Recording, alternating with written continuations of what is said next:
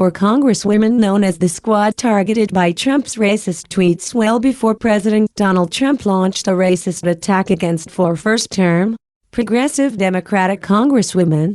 The Squad, as they've come to be known on Capitol Hill, had carved an outsized profile for themselves due to their willingness to take on the Washington establishment. The four congresswomen, Reps.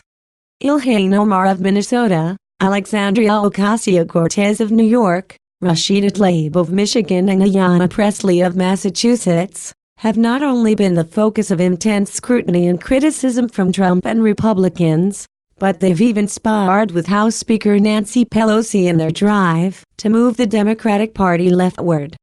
Alexandria Ocasio-Cortez is the youngest woman ever elected to Congress.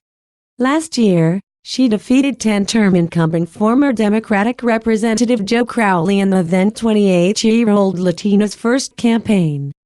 Born and raised in the Bronx, Ocasio-Cortez is the daughter of working-class Puerto Rican parents. She represents New York's 14th Congressional District, which includes the eastern Bronx and northern Queens. Ocasio-Cortez, a member of the Democratic Socialists of America, introduced the Green New Deal resolution, a sweeping proposal to combat the global climate crisis and poverty in the U.S., along with Massachusetts Senator Ed Markey, another Democrat. The Congresswoman is a proponent of progressive ideas like Medicare for all, a $15 minimum wage and student loan forgiveness. She has called for abolishing immigration and customs enforcement, and has forcefully spoken out against conditions in migrant detention centers. The freshman Democrat, who previously worked as a bartender, has risen to become one of the most high-profile members in the House and boasts nearly 5 million Twitter followers. Rashida Tlaib, who was elected in 2018, is the first Palestinian-American woman to serve in Congress, and she and Omar are the first two Muslim women ever elected to Congress. She represents Michigan's 13th Congressional District and was the first Muslim woman to serve in the Michigan State Legislature. Tlaib is the first of 14 children born to Palestinian immigrant parents and the first in her family to graduate from high school as well as college. Like Ocasio-Cortez, Tlaib has embraced progressive ideas like Medicare for all, a $15 minimum wage, debt-free college, and has called for abolishing ICE. Hours after being sworn into Congress, Tlaib grabbed headlines when she told the audience at a progressive event, "We were gonna go in there and we were going to impeach the mother of *******, in reference to Trump."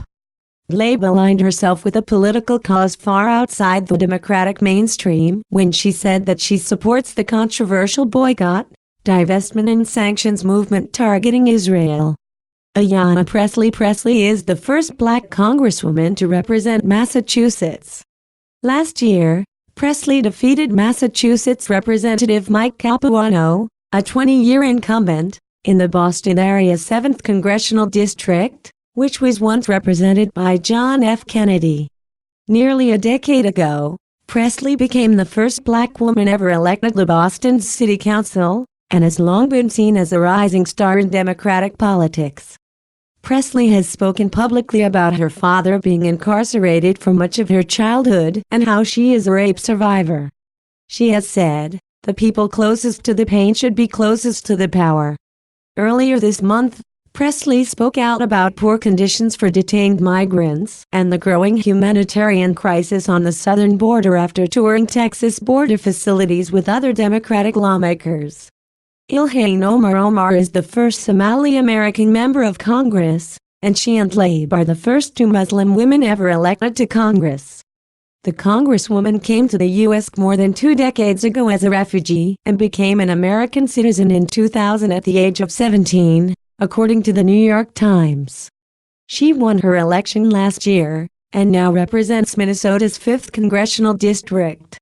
Omar ran with the support of the Justice Democrats, the same progressive group that helped bring Ocasio-Cortez into politics, and is also a proponent of Medicare for all, abolishing ICE, tuition-free college, and raising the minimum wage to $15 an hour.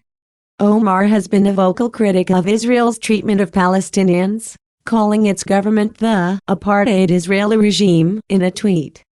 Earlier this year, Omar apologized after receiving backlash for suggesting Republican support of Israel is fueled by donations from a prominent pro-Israel group, the American Israel Public Affairs Committee (AIPAC). Omar's controversial views on Israel have come under scrutiny in Washington, and the congresswoman previously told CNN that it's not surprising her positions are generating attention and that she finds it exciting to be sparking debate.